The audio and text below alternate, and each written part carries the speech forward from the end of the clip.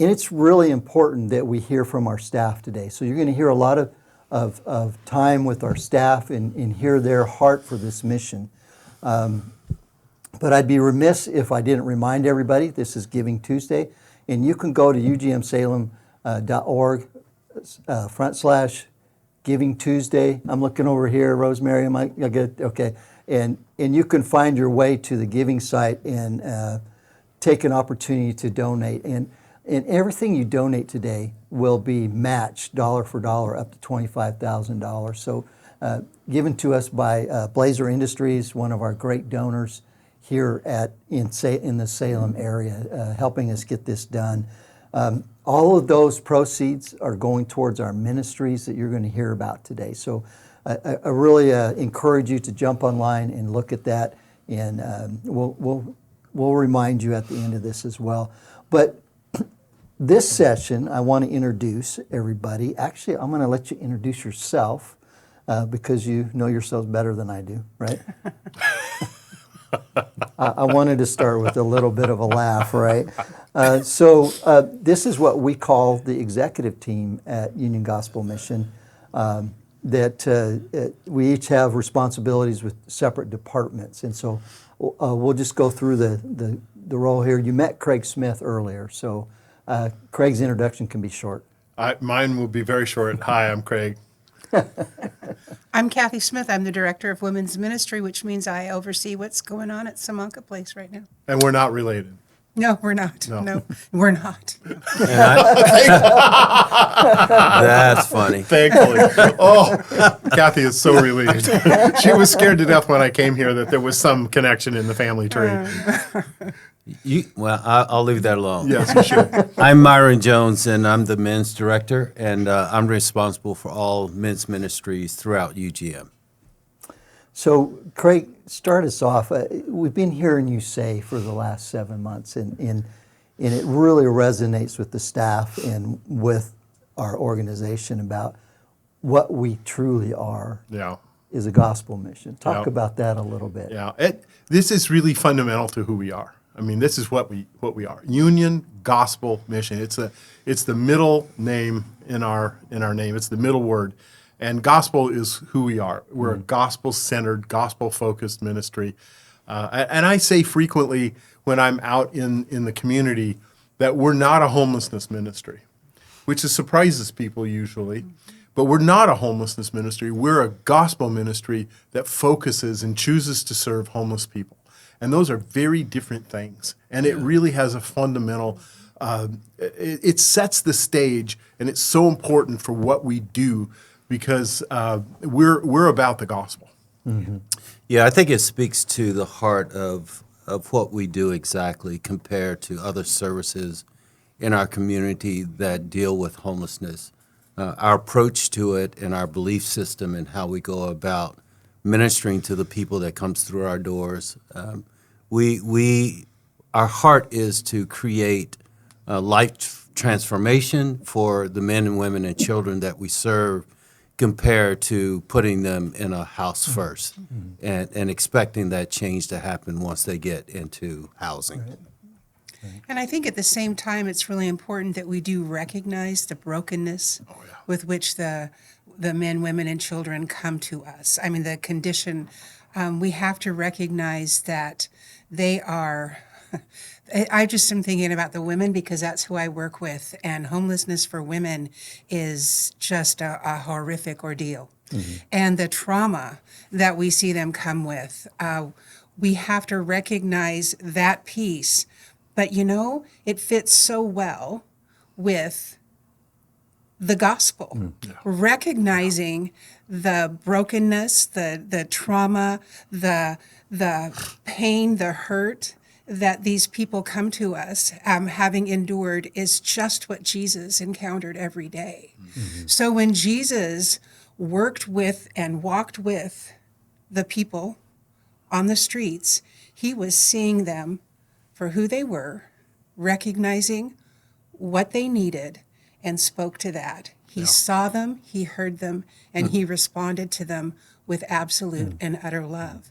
And that's what Union Gospel Mission's about. That really allows us to look at homelessness in a totally different light, doesn't it? I think one of the things we want to talk about is I think that the community really looks at us and says, okay, they're a homeless shelter. What does that mean to be homeless, Myron? I mean, there's a lot of definitions out there about There is. homelessness. It could come from couch surfing to not sleeping in the park to sleeping on the streets to I see homeless as not having a physical address to call your own. And some folks even think that UGM is their home. And I just had a conversation with some folks last week saying, if this is your home, we're not doing our job, because our job is to get you from point A to point B. So I don't like using that type of terminology.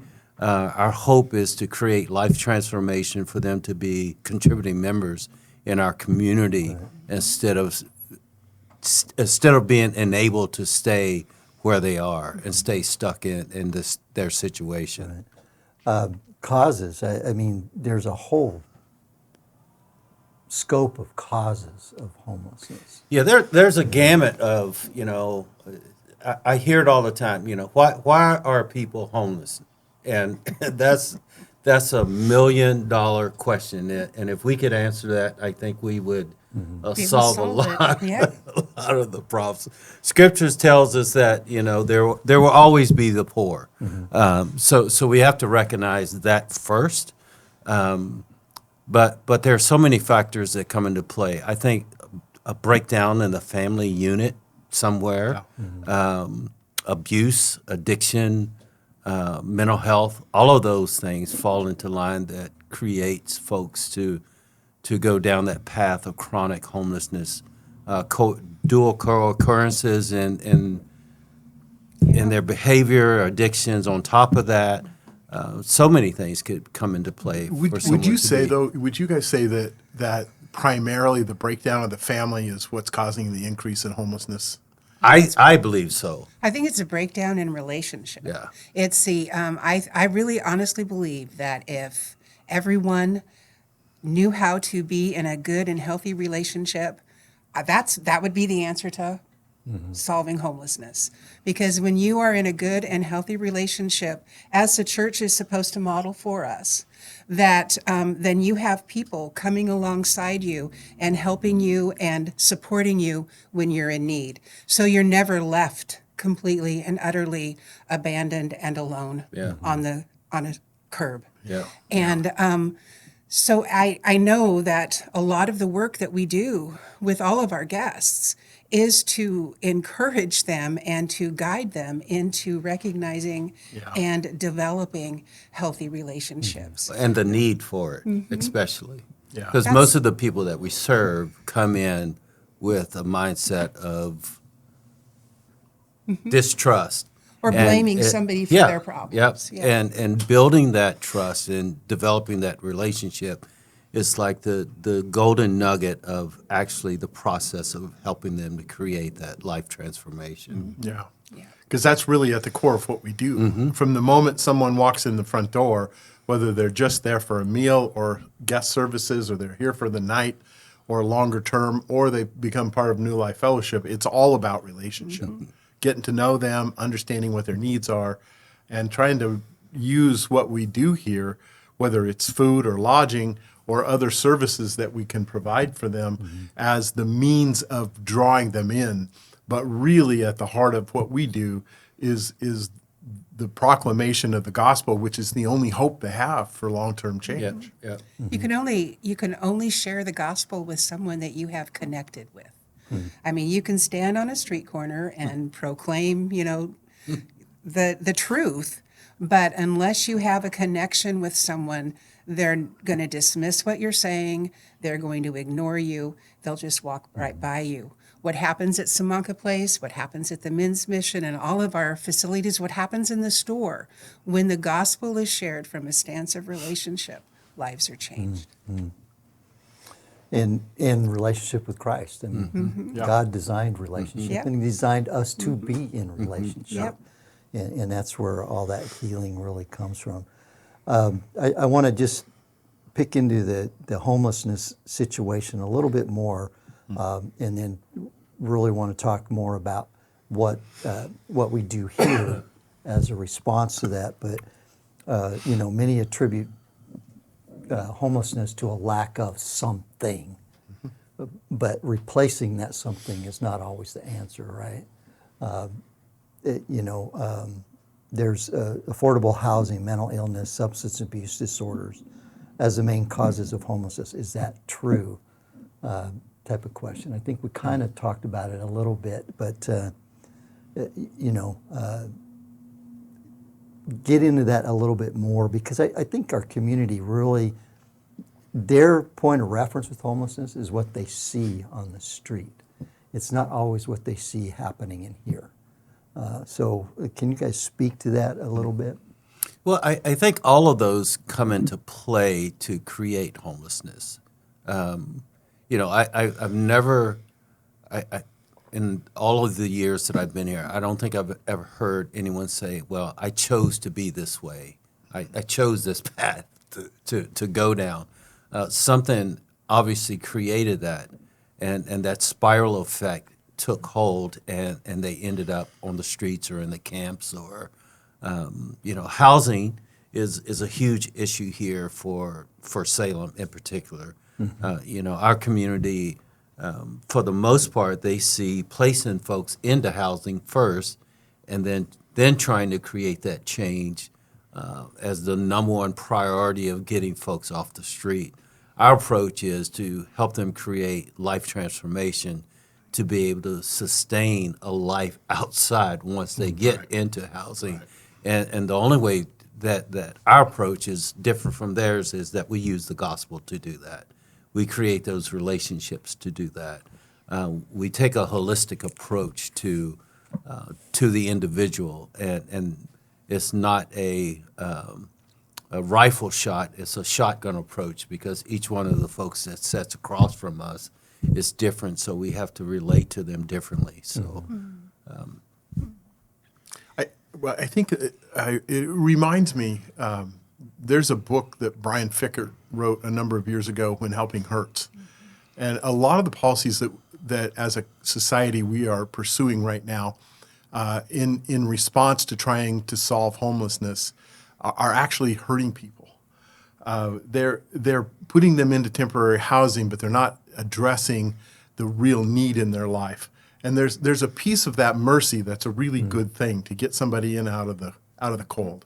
But if you don't address the real need of their life, which at the end of the day is Jesus. I mean, that's what we see here, is that life change only happens when people come into a relationship with Christ. And anything else is a Band-Aid that is going to pull off at some point in time. It's not a bad thing to put a Band-Aid on a wound, but it's not good if the wound needed stitches instead of a Band-Aid. And so that's our philosophy of ministry here. We have a lane that we're in that we pretty much stick to. And I think that's an important message for folks to understand. We work alongside a lot of agencies and community members, but our approach to ministry here is a little different. And it's harder, and it's more long-term. And it requires us to be engaged with people for long periods of time. It's not a short-term thing, and I think that's one of the fundamental differences. Yeah, and I think that what you just said is a perfect description of what we do. We're a house of mercy. We provide that place for people to come in off of the street, to be warm, to be filled with food, and then to be loved and cared for in order to begin the process of learning how to make different decisions for themselves and make different choices for their lives. And then, like Myron said, they move forward and into their homes and into the community. I mean, I see women being housed from Samanka Place, women with children who were being picked up by a school bus in front of a shelter, running out the door with a little sack breakfast, and to go to school, who are now living in their own homes, waking up in their own beds, catching the school bus in front of their own home, eating breakfast at their own breakfast table. Mom can drink as many cups of coffee as she wants in the morning. And mom is going to school with their child, volunteering in the classroom, and they're all going to church together. They're growing in Christ together, and they're contributing to the community. That's what that's our About growth, goal. right? Yeah. That's our Growth goal. Yeah. in that next season. So when I first started working here, a little over 8 years ago, and I'm actually one of the young people as far as tenure here. These two have a lot of years with the mission. But, I asked Myron, well, what do you do here? And he made this simple statement to me that we dispense hope to those that need hope. And that has stuck with me that whole time. So, Myron, you've been here a lot of years, and you've looked into a lot of eyes, and a lot of eyes that are vacant of hope. Talk about how what's that like for you when you encounter that type of scenario? Well, the best part about my job, my role, is being a dispenser of hope and sharing the hope of the gospel. And I've seen men's lives that are incredibly wrecked, and I've seen men come through these doors that their life is just total, at a total loss and emptiness, and being able to share the hope of Christ is the best part of my job. And I'm gonna try not to get emotional here on camera, because this is what I love to do. I love telling people that a life with Christ is the best thing that could ever happen to you. And living it and experiencing it and seeing a guy come through the door who is completely lost, come into a relationship with Christ, leave our place, and then go start a new life. Like the whole process Kathy just explained, it's like the epitome of all of the junk that we deal with relapses and all of that stuff that comes with this type of ministry. Standing at a graduation and hearing the testimonies of the men and women that have spent 16 months, 18 months, some 20-some months in our programs, and hearing them share what Christ has done in their lives, realizing now that they have a hope for the future, is the best part of what we get to do. Amen. And we have a whole bunch of people that work for us that are testimonies to that. Absolutely. And a lot of them will be on this Absolutely. live stream later today. Yep. So we want everybody, I mean, if you really want to be blessed, you tune in to those, because that's been one of the greatest joys for me in my short tenure here, is getting to know the people that we have on our staff. A lot of them have been through the program. They know what it's about, whether they're at Samanka, whether they're here at the Men's Mission, and their stories are amazing, amazing. And here they are now ministering to those that come in. It doesn't get any better than that. It really doesn't. Part of the ministry. It really is. I think that what you just described is just a beautiful description of the family, of God. Because you come in, I mean, when I first came to Jesus, I was over here and you were over here, you were this, I was working towards what I saw in you. And so we just keep growing, we keep growing, we keep growing. And then the day comes when we are just working and side by side and just fighting the good fight together, and as equals, where the women who come in see themselves not as our equal, and then we're working side by side with them, and they're our friend, they're our she's my sister, she's my friend, she's my coworker, and it's just an amazing place to be. And that's what happens in the community too. When women and men complete our programs and they have experienced that true life change, they go out into the community and they are co-workers, they're sisters, they're brothers, they're friends. This is a really hard question, so maybe I should let Good. Craig. Now I'm going to let Myron answer it then, if it's a really hard one. Well, I only say it's hard because you guys have been doing this for Union Gospel Mission for a while. Is there and I'll let Craig go first because he's the shortest tenured person here. Is there That means I'm the least knowledgeable. yeah. That's what Well, short tenure stands for. He doesn't know anything. The question is not that type of question. Good. It's not a math problem. Okay. No, I just want because you've been here a long time and doing this work diligently for a lot of years. Is there a rise to the top aha moment that you've experienced with one of our guests that you could share here? And I say you first because of your shorter tenure. Yeah. And I just, and I want you guys to think about it because you've got so many, I'm sure, but maybe there's something that comes to mind. Well, previously to coming here, I pastored a church here in Salem for a while, and we were engaged with the New Life Fellowship program, both at Samanka and at the Men's Mission. And I got to know, probably my aha moment came during that period of time, because I knew nothing about the mission in those days, and it was a brand new experience for me. And I got to know one of the guys who had graduated a while back. There was a whole group of them, actually.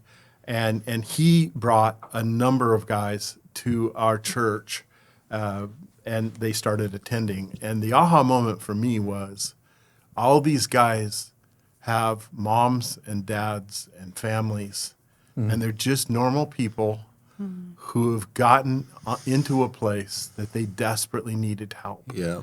And I saw the power of the gospel and a relationship with Christ work in their lives. And I continue to see that here every day in those whose lives are being transformed. That was the aha moment for me, was we're serving people that are just like me. But by the grace of God, one decision could put me exactly in that place. I never was, but I think back on my life, I think there were many times that it could be me. It should have been me, but by the grace of God, it wasn't. And I realized with these guys, they just become your friends. You love them to death. I saw serving breakfast this morning. I see guys coming down there. We're laughing, and half the staff here, they take great joy in giving me a really hard time because we have a great relationship, but they also know I'm the rookie and I'm the guy you can kind of make fun of because you don't know anything. Yeah. And so that's been, Mark, that's been the thing for me is I see the potential for deep community here. I love that. And I think that's the thing for me. That's what keeps me wanting to be here. Awesome. I'm going to add so you guys can keep thinking, but I think for me, I work in a little bit different part of the ministry than these folks do. And not less important, though. I think that, I think that for me, it's just, it's actually two things. It's the community in the way that they come alongside us, especially our faith community. As it says in Acts, we're here as a community. We're doing things for each other. We come alongside, and we support each other through the things that we go through. In the second part of that is what we witnessed back in May and June with the incident that we had here, and the way the community came alongside and how important they felt the ministry was to be here that day for that prayer meeting, and also the staff and their response to it, which you guys can talk to it a lot better than I can. But it's just a place of love, and it's caring. In this community, those that come alongside us are our biggest cheerleaders, Yeah. our biggest supporters, our Yeah. biggest prayer warriors. Yeah. Those are all aha type moments for me. So We have an amazing support base here. we do. Unbelievable. I think that I'll just kind of expound on that a little bit, because I've had lots of aha moments, and I think the most recently it's been working with women who are partnering with us through the Giving Circle. This group of women who have come alongside to support the guests and the women in program at Samanka Place. And what happens in the Giving Circle is that women who are a part of that are called to volunteer, to come in, get to know the women that we are serving, and to speak into their lives. So again, talking about relationship, here's another person coming in and speaking truth, love, and goodness into their lives, the love of Christ into their lives. And I've seen what happens not only for the women at that we're serving, not only the guests at Samanka Place, but for those women who are participating in the Giving Circle. We have I'm just thinking right now of two amazing women who come in every month, and they provide an opportunity for art therapy for the women in our program, in our house. And just through the art, just through the act of watercolors, drawing, coloring, they are given agency. They're being empowered to think differently about themselves, and they're given the opportunity to sit down and talk with someone who is not doesn't have any claim over their bed like a staff person does, but they can share their heart with them, and in turn, these beautiful women share their hearts and their love for God and God's love for them with them, and that changes these women's lives.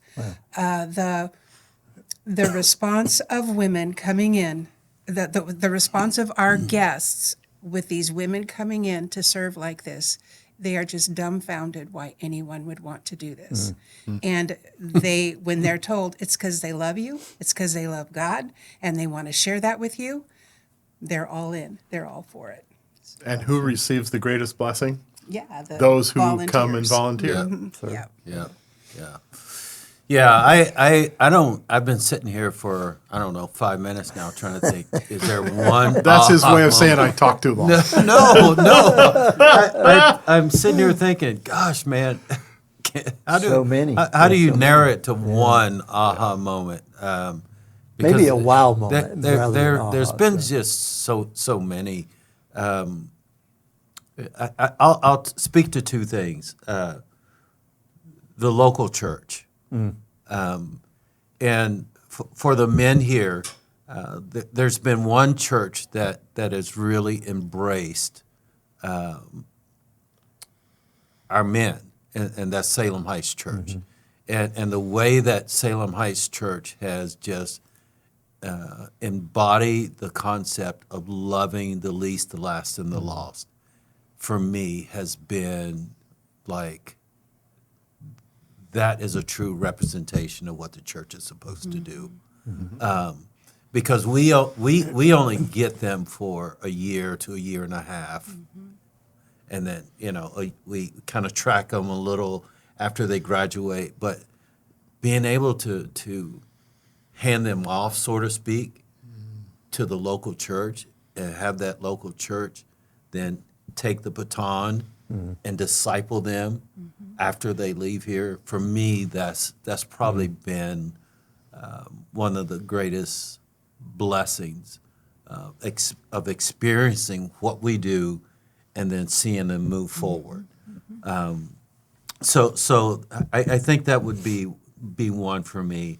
Another one would be I remember when I first got hired here many, many, many years ago, and I was a program counselor then, and I sat with this one guy for like 5 weeks in a row trying to counsel him, and he never said a word the whole 5 weeks. And week after week, he would come in. He sat with his arms folded and just looked and stared, and I tried to pull out, and he just wouldn't communicate. And then finally, I heard through the mission mill, the rumor mill, that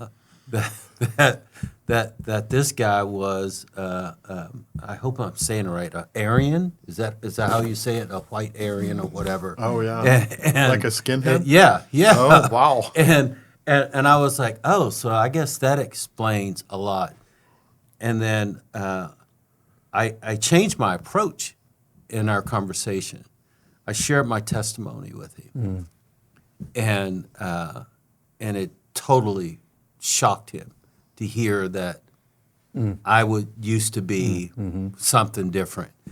And I ended up leading this guy to the Lord in my office. And as he stood up to leave, he hugged me, and I hugged him, and he jerked. And I said, "Are you okay?" And he laughed, and he said, "My dad just rolled over in the grave because I just hugged a black man." and to this day, every other month, every couple months, he calls me to thank me for sharing my story, Amen. but for leading him to the Lord. Amen. Yeah. So, but I've got tons of stories like Tons of that. stories. Yeah. So, yeah. And I think we all gather them. And so the heart of the mission is the staff and the volunteers that come alongside. And so that's what the rest of the day is going to be about. Is life change happens here, but it happens through some very committed, dedicated people that serve the Lord first and then serve their community second.